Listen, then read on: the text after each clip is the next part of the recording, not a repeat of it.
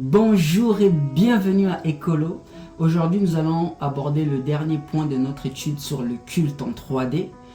Sur les vidéos qui précèdent, nous avons parlé de comment adorer Dieu avec son corps, parce que vous savez que Jean chapitre 4, à partir du verset 23 au verset 24, c'est Jésus qui dit: l'heure est venue, l'heure vient et est déjà venue, où les vrais adorateurs adoreront le Père en esprit et en vérité. Mais nous savons que l'homme étant tripartite, l'esprit ne peut pas adorer Dieu seul indépendamment du reste du corps. Celui qui marche par l'esprit, c'est celui qui vit dans un corps. Sinon, il ne marcherait pas par l'esprit. Et donc, le corps aussi a une importance lorsque nous parlons de l'adoration. Romains chapitre 12, le verset 1 nous dit: offrez donc votre corps comme un sacrifice vivant, ce qui sera de votre part un culte. Donc, offrir son corps est aussi rendre culte à Dieu. Et nous avons vu dans les toutes premières vidéos que rendre un culte à Dieu, c'est ça, adorer Dieu conformément aux Écritures et aux mots que nous avons étudiés dans l'une des vidéos sur cette étude. Je vous conseillerais vivement à les consulter afin de pouvoir mieux comprendre ce que je dis. Et donc aujourd'hui, nous sommes sur notre troisième point, qui est l'esprit. Nous avons parlé du corps, nous avons parlé de l'âme, et aujourd'hui nous parlons de l'esprit. Je vais lire un texte assez atypique, mais qui cache une profondeur, une importance capitale lorsqu'on parle de culte. Nous sommes dans Matthieu chapitre 4 à partir du verset 1. Je vais lire avec ma Bible, la version Louis II. Alors Jésus fut emmené par l'esprit dans le désert pour être tenté par le diable. Après avoir jeûné 40 jours et 40 nuits, il eut faim. Verset 3. Le tentateur s'étant approché lui dit: si tu es fils de Dieu, ordonne que ces pierres deviennent des pains. Jésus répondit: il est écrit, l'homme ne vivra pas de pain seulement, mais de toute parole qui sort de la bouche de Dieu. Verset 5. Le diable le transporta dans la ville sainte, le plaça sur le haut du temple, et lui dit: si tu es fils de Dieu, jette-toi en bas, car il est écrit, il donnera des ordres à ses anges à ton sujet, et ils te porteront sur les mains, de peur que ton pied ne heurte contre une pierre. Jésus lui dit: il est aussi écrit, tu ne tenteras point le Seigneur ton Dieu. Verset 8.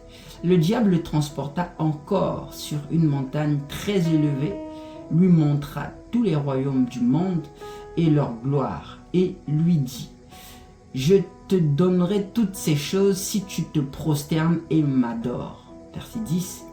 Jésus lui dit: retire-toi de moi, Satan, car il est écrit, tu adoreras le Seigneur ton Dieu et tu le serviras lui seul. Alors le diable le laissa, et voici les anges vinrent auprès de Jésus et le servaient. Vous voyez, nous sommes donc dans une sphère où, dans l'approche du diable, Jésus est dans le désert. Ça veut dire qu'il est physiquement, il est dans un lieu répertorié, dans un lieu qu'on peut localiser. Il est dans un désert après avoir passé 40 jours et 40 nuits de jeûne. Il eut faim parce que Jésus vivait dans un corps. C'est là que le tentateur, le diable, il vient. Il le dit: transforme cette pierre en pain, selon ce qu'il est écrit. Voilà, tu as tout pouvoir, donc tu peux transformer les pierres en pain. Jésus lui répondit: l'homme ne vivra pas que de pain. Là, nous sommes dans la sphère physique, dans la sphère normale en fait. Tu vois quelqu'un, il avait certainement pris une apparence, qu'il est venu pour tenter Jésus, mais Jésus savait qui il était. Et qu'est-ce qui se passe? La Bible dit: le diable le transporta. Lorsqu'on parle de transporter, vous savez, ça a beaucoup plus un sens spirituel. Donc on quitte d'une dimension physique à une dimension spirituelle, ou encore d'un point A à un point B, mais c'est en un instant, en un éclair. Vous voyez, l'homme avec son corps n'a pas la capacité de se déplacer à la vitesse de la lumière. Ce sont les esprits qui ont cette faculté-là. L'homme, il a besoin d'un certain temps pour pouvoir quitter d'un point, par exemple sur 1 km, il lui faut à peu près, on va dire, 8 à 10 minutes en moyenne. Et donc, on ne peut pas faire 10 km en une seconde. Ça, c'est le domaine des esprits.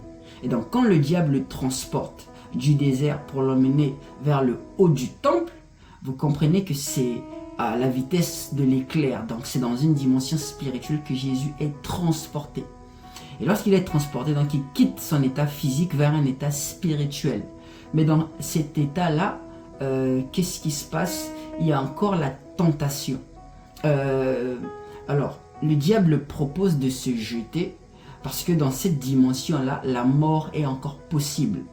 Il dit, si tu te jettes, Dieu ordonnera les ordres à ses anges afin de te porter sur leurs mains, de peur que tu tombes. Parce que il y a encore l'effet de douleur, il y a encore l'effet de la mort. Et dans la dimension spirituelle de l'homme, celui qui est susceptible de mourir, c'est l'âme. Alors, je suis prêt à dire que le diable le transporte, il quitte la première dimension qui est le corps pour l'emmener vers la deuxième dimension qui est l'âme. Mais jusque-là, on ne voit pas encore l'adoration. On voit bien sûr le temple, on voit bien sûr le lieu de l'adoration ou le lieu que l'on offrait des sacrifices. Mais on ne parle pas encore d'adorer, on parle d'abord juste de temple. Et là, le diable demande de se jeter, que Jésus dit non. Et qu'est-ce qui se passe? La Bible me dit qu'il le transporta encore. Donc il a quitté la dimension de l'âme, ou la deuxième dimension si vous voulez. On le mène vers une dimension plus élevée, parce que le texte dit, il le transporta encore dans un lieu très élevé. Et qu'est-ce qui se passe dans ce lieu très élevé? Il voit des royaumes. Il voit les royaumes, il voit la gloire, les royaumes ainsi que leur gloire. Et le diable là se propose finalement qu'on l'adore, que Jésus l'adore. Il n'a pas demandé que Jésus l'adore dans le désert, ni que Jésus l'adore sur le haut du temple. Il propose que Jésus l'adore après l'avoir présenté les royaumes. Et qu'est-ce que Jésus dit? C'est là que Jésus le chasse.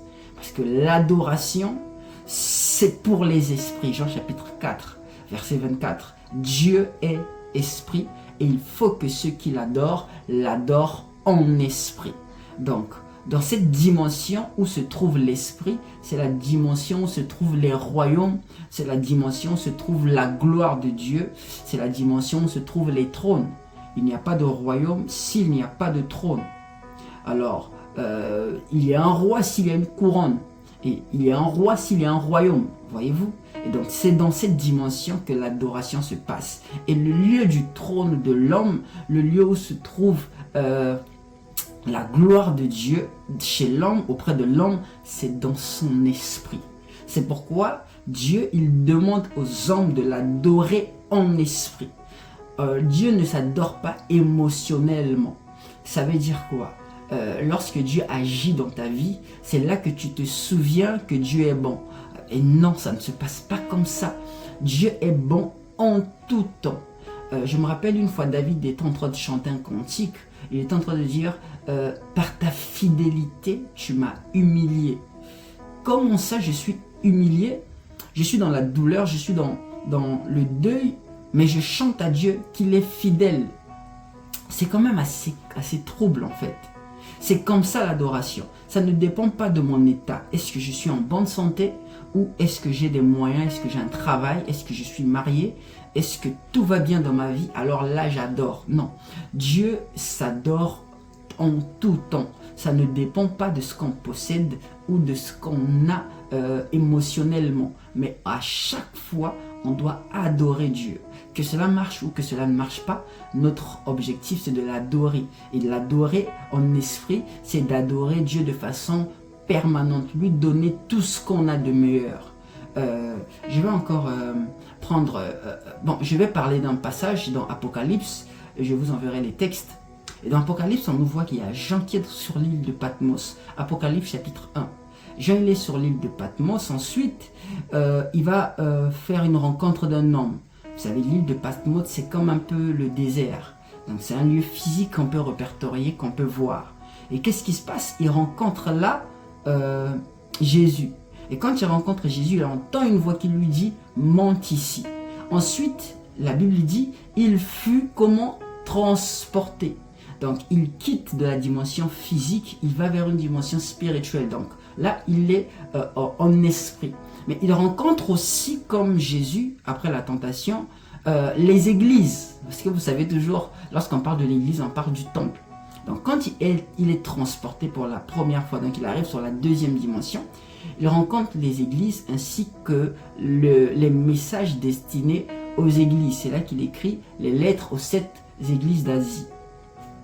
Et dans ces dimensions-là, on ne parlera pas vraiment de l'adoration, on parlera des encouragements, on parlera des reproches. En tout cas, on ne voit pas encore les gens adorer. Ensuite, Apocalypse chapitre 4, 5, Jean, il voit une porte dans le ciel. Pourtant, il a déjà été enlevé en esprit. Il avait déjà été transporté. Mais il voit encore dans le ciel une porte et une voix qui lui dit « Monte ici ». Et ensuite, la Bible dit « Il fut encore ravi en esprit ». Donc c'est comme s'il quittait du corps vers l'âme. C'est là qu'il rencontre les temples, mais Dieu ne l'appelle pas à adorer ou à rester là. Et quand il voit une voix qui lui dit « Monte ici », après avoir vu une porte dans les cieux ou dans le ciel, c'est là qu'il rencontre maintenant, dans cette troisième dimension, les trônes. C'est là qu'il voit un trône, il voit quelqu'un qui est assis sur le trône, il voit les 24 vieillards, et c'est là qu'il entend le mot « adoration ». Et c'est là qu'il entend le mot « se prosterner ». C'est là qu'il voit jeter les couronnes. Parce que c'est dans la dimension spirituelle. Et c'est là qu'on va le parler des êtres vivants, on va le parler des esprits, on va le parler de toute forme de vie, mais qui ne faisait qu'adorer Dieu. C'est pourquoi l'adoration est le domaine des esprits. L'adoration est une chose, est une activité spirituelle. J'aimerais dire, le culte est une activité spirituelle. Adorer Dieu, ça se passe en esprit. Et ça ne se passe pas que sur la terre. Lorsque nous sommes dans un local pour rendre un culte à Dieu, nous faisons bien. Nous sommes protégés par le froid de l'hiver ou par la chaleur de l'été ou encore par les abeilles, par les insectes, mais que nous ne disons pas, nous ne devrons pas croire que c'est le lieu où l'activité de l'adoration se passe. L'adoration se passe en esprit. Toujours dans l'Apocalypse, on nous présente un autel qu'on appelle par autel des parfums, qui renfermait la prière des saints, qui était l'adoration. Le parfum qui monte était la prière, était l'adoration. Et dans le tabernacle, vous avez un lieu qu'on appelait par le parvis extérieur. C'était là où tout le monde pouvait se voir. C'était là où les gens pouvaient se côtoyer. Les rois, David pouvait dire un jour dans tes parvis. Donc David étant roi, n'étant pas lévite, avait accès au parvis, comme les lévites. Cependant, lorsque on franchissait le seuil des parvis, on allait à l'intérieur dans un lieu qu'on appelait sanctuaire. Dans le sanctuaire, il y avait ce qu'on appelle par le lieu saint et le lieu saint. N'avait accès au lieu saint que très peu de personnes, généralement que des lévites. Mais encore, même dans le sanctuaire, en fait, dans le lieu saint, j'aimerais dire, on pouvait encore rencontrer un certain nombre de personnes, certains lévites de certaines familles, et parce que vous savez, Lévi, il avait 3 fils qui devaient exercer. Il y avait la branche des Mérarites, un fils qu'on appelait Mérari, un fils qu'on appelait Kéat, la branche des Kéatites, et un fils qu'on appelait Gershom, la branche des Gershonites. Mais chaque fils de Lévi avait une fonction spécifique dans le tabernacle. Mais dans le lieu saint, ils pouvaient tous aussi se retrouver, ils pouvaient tous se côtoyer. Et il y avait un autre lieu qu'on appelait par le lieu très saint.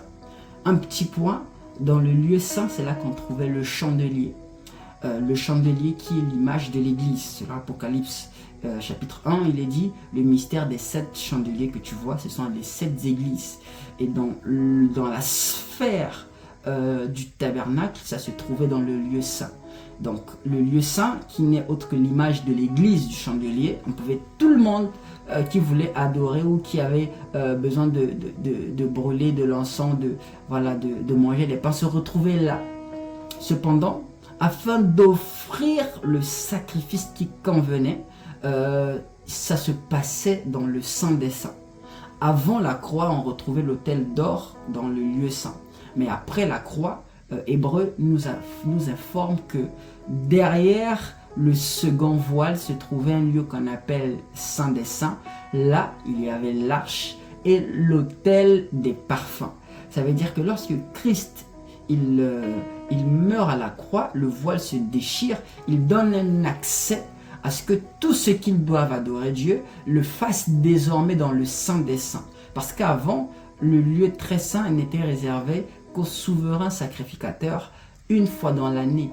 Mais quand Christ meurt, l'adoration est donnée et disponible à tous ceux qui ont accès à la sacrificature. C'est pourquoi il dit: je vous ai fait un royaume de sacrificateurs, un royaume en fait d'adorateurs. Ceux-là qui pourront aller directement dans le lieu très saint. On ne se limite plus dans le lieu saint parce que dans le lieu saint, l'activité, ça nous permet encore de regarder où se trouvent les pains, où se trouve la table, où se trouve le chandelier. Il y avait la lumière en fait. Les gens pouvaient se regarder. Mais par contre, quand nous arrivons dans le lieu très saint, il n'y avait plus de lumière. Ça veut dire qu'on ne regardait plus personne. On était juste face à Dieu. Et donc, c'est ce qui devrait se passer aujourd'hui lorsque nous allons rendre un culte à Dieu dans notre assemblée. On peut bien voir les chantres exercer leur ministère, on peut voir le modérateur exercer son ministère, mais cela ne devrait pas nous pousser à se dire que le culte, c'est ça. Le culte, comme dit mon père dans la foi, il me dit, le culte est un voyage qui quitte le physique au spirituel, au surnaturel, en passant par l'émotionnel. Le culte, ce n'est pas juste venir dans le temple, dans l'assemblée et se regarder. En fait, le culte, c'est quitter chez soi. Aller dans une assemblée, comme on le fait souvent, mais pas que rester dans l'assemblée, mais traverser la dimension émotionnelle, à accéder à la dimension spirituelle et voir la gloire de Dieu. Et cela se passe en esprit. Mais pour que tout cela soit possible, il faut que tu sois disposé. Il faut que ton émotionnel ait envie de rencontrer Dieu. Et il faut que ton corps soit disposé à se prosterner selon que possible, afin que tu puisses te donner totalement. Il ne convient pas juste de se prosterner, mais il convient de se prosterner spirituellement et émotionnellement. Parce que Dieu n'est pas un Dieu qui s'arrête dans les sensations. Le chant peut être bon, les accords peuvent être beaux, mais Dieu n'est pas forcément dans ça. Dieu, il est esprit. Dieu n'est pas émotionnel. Dieu n'est pas charnel. Dieu est esprit. Il faut que lorsque nous allons rencontrer Dieu, allons le rencontrer comme étant des esprits. Faisons ce voyage-là, c'est totalement gratuit, on n'a pas besoin de visa. C'est totalement gratuit. Tout ce que tu as besoin, c'est de croire que tu vas rencontrer Dieu par la foi et accepter que le Saint-Esprit te touche. Alors j'espère que cette étude sur le culte aura béni plus d'une personne. N'hésitez pas, si vous avez des questions, à les poser sur la barre des commentaires. Nous serons ravis afin de pouvoir les répondre. Ou toute autre question d'ailleurs sur un thème en particulier que vous avez besoin que nous puissions aborder. Nous serons heureux de pouvoir aborder ce thème-là. Sur ce, je vous souhaite une très bonne journée. N'oublie pas de t'abonner si tu n'es pas abonné, de partager et aussi de pouvoir activer la cloche de notification parce que nous aurons de très beaux thèmes d'ici là. Que Dieu vous bénisse.